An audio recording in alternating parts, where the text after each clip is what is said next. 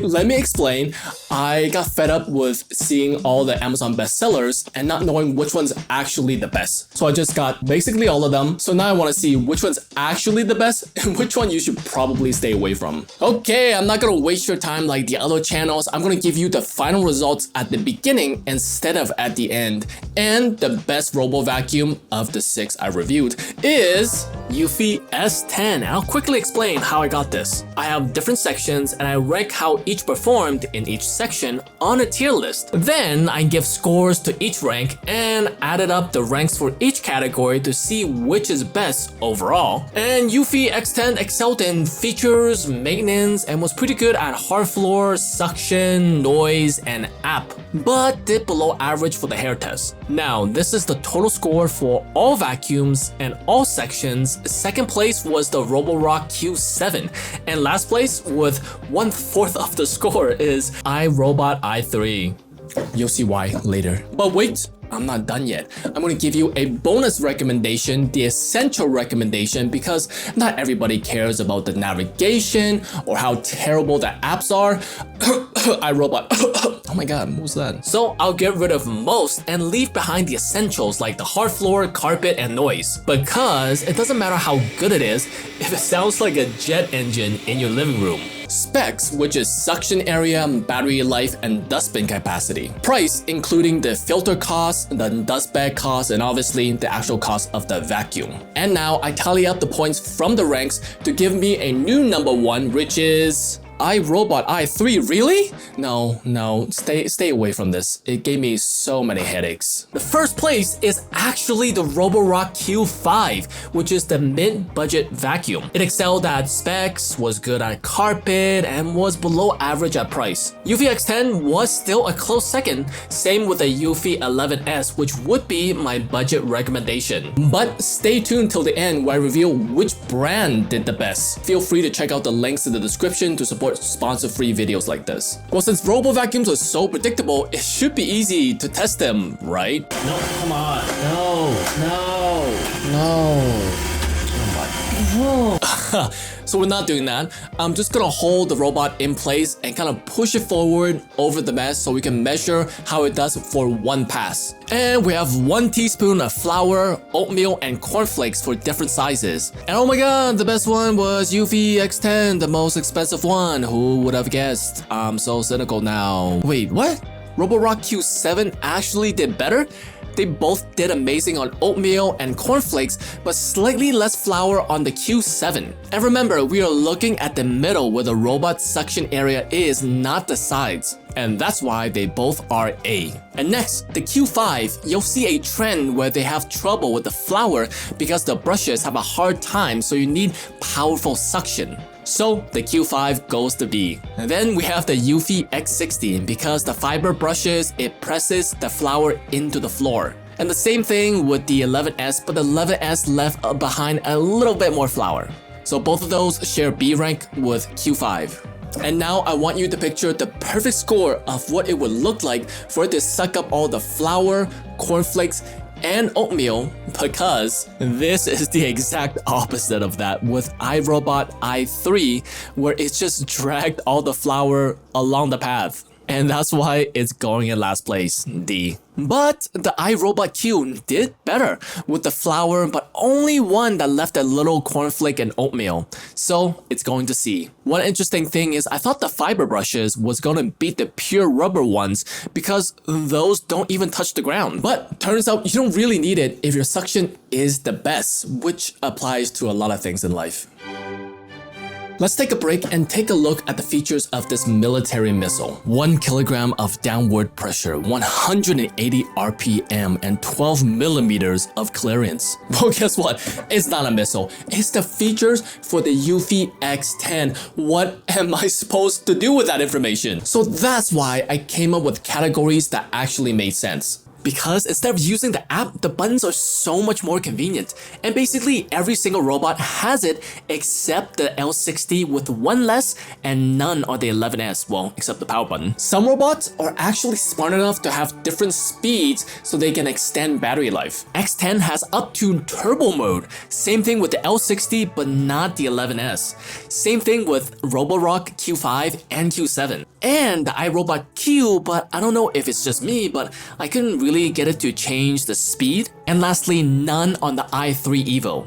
Another smart feature is that they have maps so you can wall off areas that it shouldn't go or areas that it needs to go. And the iRobot Q can't do special mapping while the i3 Evo can. Both the Roborocks can also do the same thing, and likewise with the Eufy X10 and L60, but again, not the 11S. And now we have brushes, which kind of determines, along with suction, how well it does on the carpet and hard floor. Eufy has all the same style of brushes like the rough for carpet and squeegee for the hard floor, my favorite, while the Roborocks only have the squeegee, but Q5 has 2 brushes, so 1 point, while the Q7 only has 1, even though it's a tiny bit bigger. Same thing with the iRobot i3 having 2 squeegees and iRobot Q having a good brush.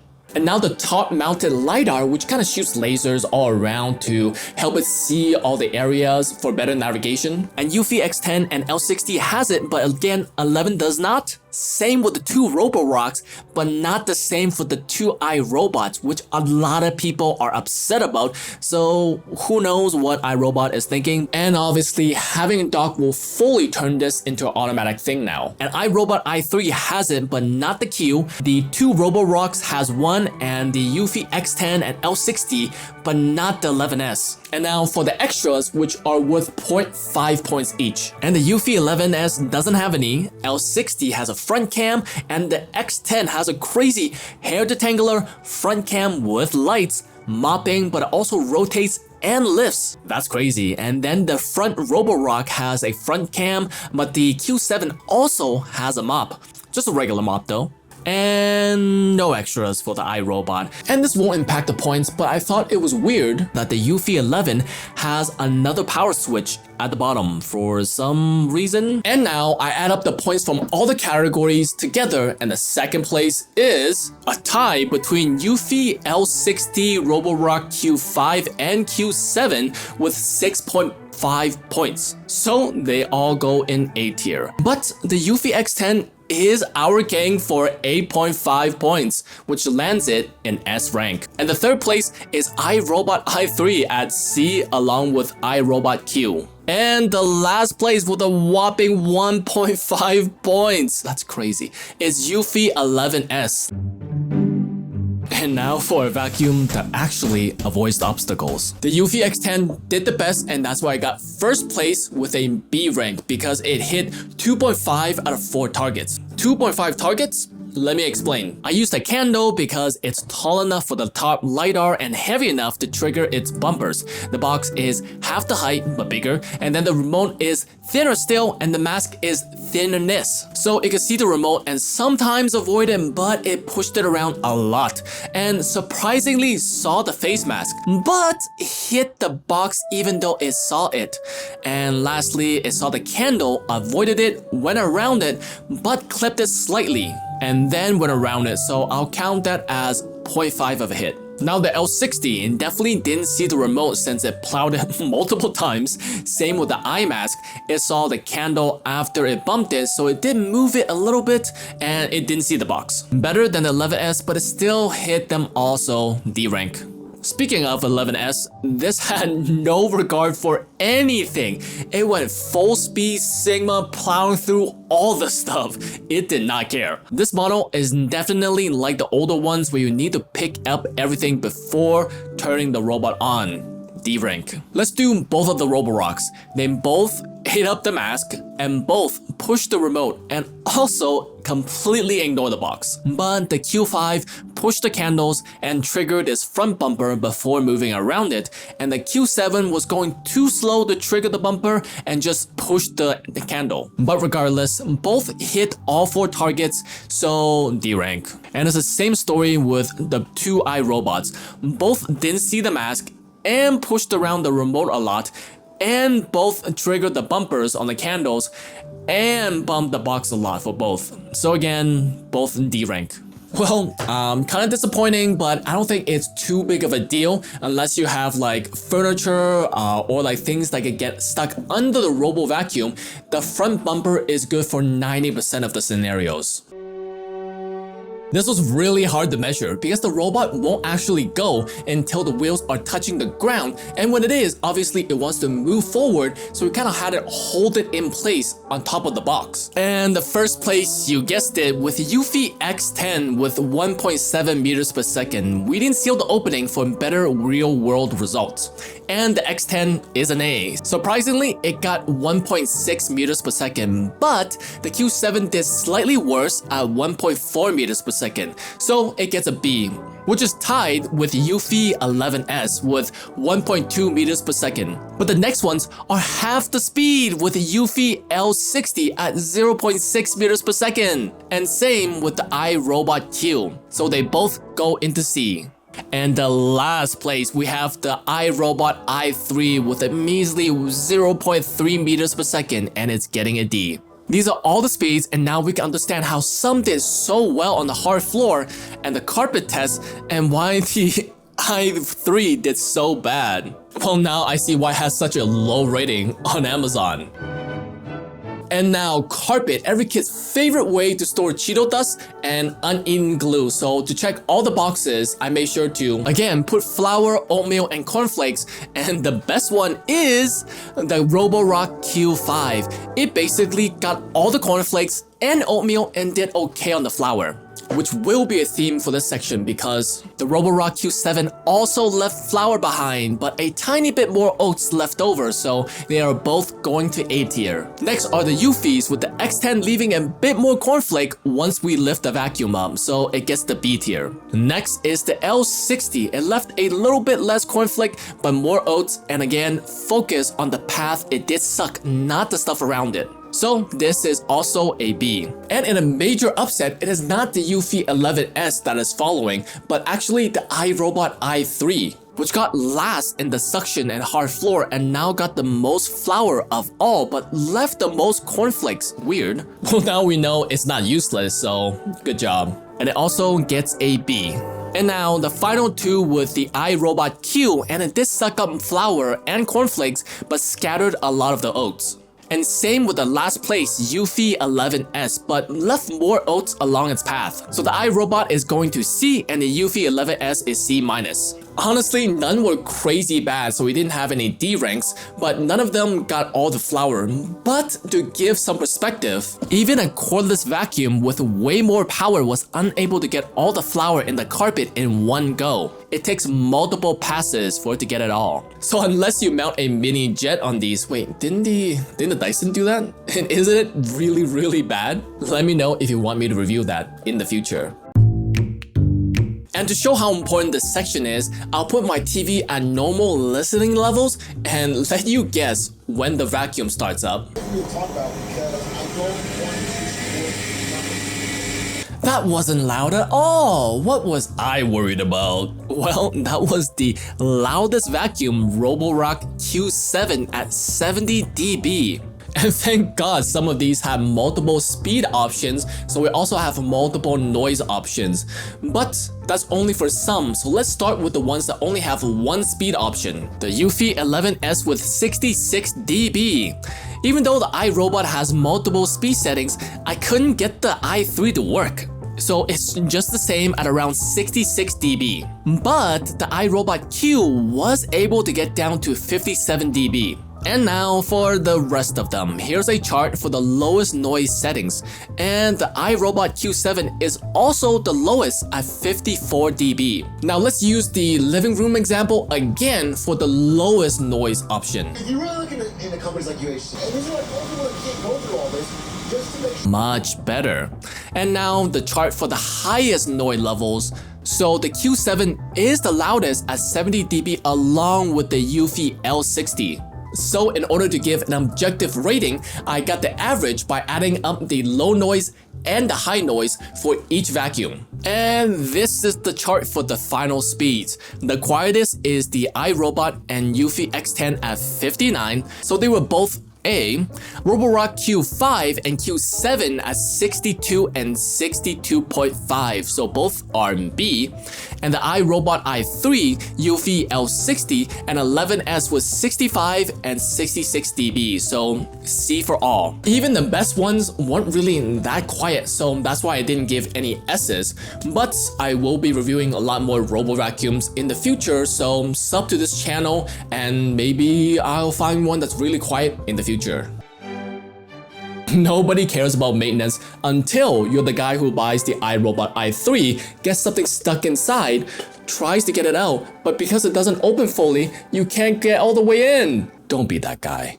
And starting with the brush cover, which ideally you want it to fully come out so you can wash it in the sink. And the iRobot i3 isn't like that, so 0.5 points, but the other iRobot can, so 1 point. And it's the only one besides the Eufys that has this squeegee for hard floors. The Roborocks are the same, just one is bigger, and the Eufys is also the same with all having squeegees. It's 2024, all robots should have detachable brushes. And that's a yes for the Eufy models. Yes also for the Roborocks, with the brush on the Q7 being a bit bigger than the Q5. Same with the iRobot, with the i3 having an older brush design versus the Q011. And ideally, the bin should fully open unless you want to play wiggling the dust to come out from the slot. It's not a fun game. The Q011 we can fully open while the i3 can only partially open. Same with the Roborock Q5, but the Q7 is also the same. You can access the full dustbin with the 11S, same with the L60, but it's deceptive cause why is it shaped like this when you can only access this part? Same with the X10 with a neat flap to close the dustbin so no debris fall out. The L60 and the iRobot Q011 also has one. The other ones though, be careful flipping the vacuum cause this will happen. And now how easy it is to clean the filter,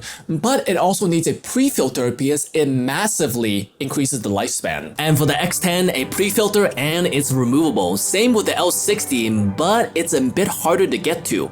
And again, same with the 11S, but with the Roborock, you can clean the filters, but no pre-filters, so 0.5 points. Same with the iRobot L3 along with the Q011. And I won't include this cause not every single one has a dog, but I can show you how to clean it. iRobot, Roborock, and the Eufy L60 all just have a lift to open and replace the paper dustbin. But the X60 has that and a clean and dirty water tank to empty and refill, and also being able to remove the bottom mop cleaning tray to wash in the sink. So overall, with all the points added up, iRobot i3, Roborock Q7, and Q5 all belong in B. Then we have the Eufys 11 at A, and the Kings with iRobot Q11, Eufy X10, and L60 all sitting in S rank. There are 3 things that are important in a robo vacuum: the suction area, the battery life, and how fast it can go down the stairs. But we don't have to worry about the last one on modern vacuums, so it's the dustbin capacity. Firstly, I measure the width and length of all the vacuums, multiply them to get this, and the first and second is double the third place, and everyone else is around that range. And even though I think having a high total is good, I think having a longer width is a little bit better because then you can pick up more along the edges. And the highest width is iRobot i3 and then the 2 Roborocks. Then we have the dustbin capacity. It's not so important for some since they have docking stations, but having a larger one will mean less time wasted going back and forth. And this is it. Keep in mind, the only ones without a dock is iRobot Q and Eufy 11S, and they are both in the top 3, so that makes sense. And with iRobot i3 coming in last. And finally, battery life. Same thing, a higher battery means less back and forth. Here's the graph, and notice the first and second is Roborock with an hour of difference, probably because the Q7 has mopping and higher suction while the Q5 doesn't. And again, iRobot i3 is last. And now I added up. For example, if a robot came first in all 3 categories, it gets 3 points, the best possible score. And the first place is Roborock Q5 with 5 points, half the second place. So yeah, it gets an S. Roborock Q7 and iRobot Q and Eufy 11S all got similar scores, so all A's. And then Eufy X10 and iRobot i3 with 13 and 14, so B. And then Eufy L60 all the way down there with 18 points, and it's a D. I won't include this in the overall score since not all of them have a mop, but at least I can show you which one did better. I used a teaspoon of grape juice and a blow dryer to set it until it was sticky and ran the robots through it once. And the iRobot Q7, since it's just a wet towel, it didn't really do much. It wiped some spots, but not too impressive. But the Eufy X10 is, because it basically got most of it. We can still see there are some spots, but it makes the Roborock look like a toy. And it's thanks to the 180 RPM, ooh, and the 1 kilogram of downward pressure. Oh my god. Okay, I'll stop.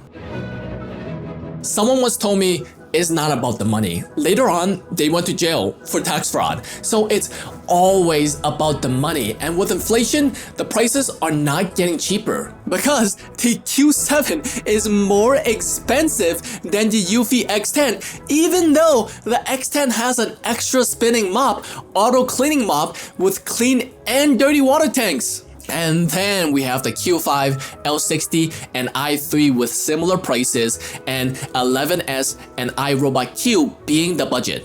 So for the filter cost, I searched around. Most brands recommend a 3 to 6 months changing period, so we'll do the middle at 4.5 months, and then we calculate what would that be for the year. And this is the total for each, with Roborock being quite a bit higher than the rest, and the Eufy 11S with just $6. Not bad. Keep in mind, some filters are better than others, so that's why they're more expensive. But right now, all we care about is the savings. And now let's say it takes 3 months for the dust bags to get full, and then we calculate that for the year, and we get this. Obviously, if they don't have a dock, it's free, and they're all pretty similar except Eufy L60 being the cheapest. Okay, again, I add up the scores for each section, and here are the results. Eufy 11S with 4. Keep in mind 3 is the best possible score, so it's an S. Next is iRobot Q with an A, and then Eufy L60 and X10 with 9, and then 11. Ooh. So B and B minus. iRobot i3 and Roborock Q5 going to C and C minus. And the last is Roborock Q7 with 17, so it's a D. Here. Everyone has them, almost everyone, and some people have too much. But it is always everywhere. So I have 2 tests, a 5-inch hair and then a 10-inch hair. And let's start with the Eufy X10. I start with 2 vertical strips and 1 horizontal strip for each vacuum, and there's quite a bit of hair stuck. Next is the L60 with a tiny bit less, but when we look inside, it is covered. But that's not nearly as bad as the 11S, last place for this round. And then the iRobot Q, which did slightly better but had some hairs coiling around the brush, which is harder to get off. And then the iRobot i3 was almost perfect until you took out the brush and you can see all around the edge of the brush. So yeah, it's okay. And finally, we have the champions with the iRobot Q5 having a bit of hair around the brush, none on the edges, and the Q7 with only 2 single strands of hair. Almost perfect. And now let's see if the Q7 did as well for the 10-inch, and unfortunately, it actually did. Again, there was like 1 or 2 hairs, and the same for the Q5 if it had 1 brush because the hair got stuck on the second brush, coiling on the edge. So that's why the iRobot i3 did better. And yes, it had a lot of hairs, but when I took the brush out, none coiled around the edges. And then we have the Eufy L60 with quite a bit around the brush, and also the Eufy X10 since they had the same brush style. But the Eufy 11S had a slightly different style where the gaps in the silicone brush had a bunch of hairs coiling tight in these two gaps. And the same for the iRobot Q, but even more hair. And now we have to add up the results for the final rankings, and I mean, we don't have to. I mean, I could go to McDonald's and then watch Netflix.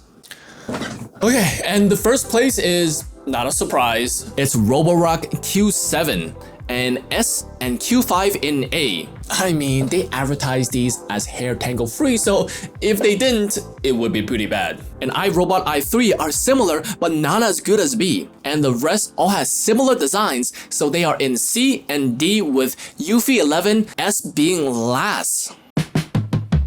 I know how much everybody loves using apps that constantly need updating and is always somehow never working properly. So starting with the worst, iRobot. Because somehow in 2024, it still feels like an app from 2004. It's slowy, it's buggy, and when it's doing a job, I can't start a new job. When it's cleaning, I can't do anything other than send it home. And if I change my mind, I can't change it back to cleaning. Because when I click this, I get an error. The suction menu is buried in the settings, and I've used the robot multiple times, but it won't map the floor unless I specifically start a mapping session. And the new job button only lets you adjust the time limit on vacuuming, but not the suction. This app is barely useful. Straight to D. On the other hand, Roborock will constantly update the map every time the robot is on, easily change the suction settings, the routes, and gives you audio feedback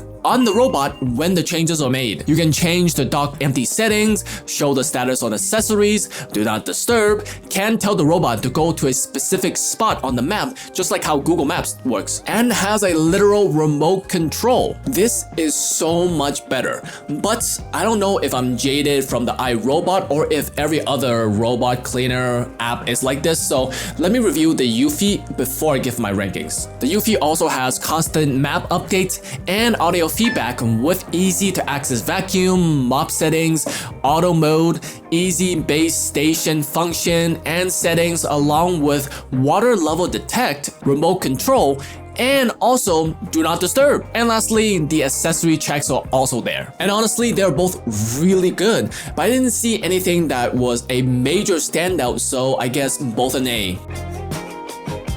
Okay, what did we learn from all that? Maybe when they say smart robo vacuum, they're using the smart very loosely. And also the iRobot i3 is terrible. And now, as promised, which brand did the best? For example, the Roborock with the final score for the Q5, it has 37 points and 38 points for the Q7. And now we add them up, divided by 2, and we get 37.75 for Roborock. And here is the graph for all the brands, and Eufy is actually not first because the Roborock had a slight higher average. But iRobot, yikes. I finally understand why people aren't loving the brand so much right now. It's not competitive with the new features the other brands have, and also the existing features are not that great. But I'm open-minded. If I see a good iRobot, I will let you know. And I mean, the iRobot Q was not bad. So for now, thank you for watching, and check out the links in the description to support more sponsor-free videos like this. And some for more reviews like this. Warning, the next 4 or 5 videos will be Robo Vacuum, so get ready for a deep dive. Until next time.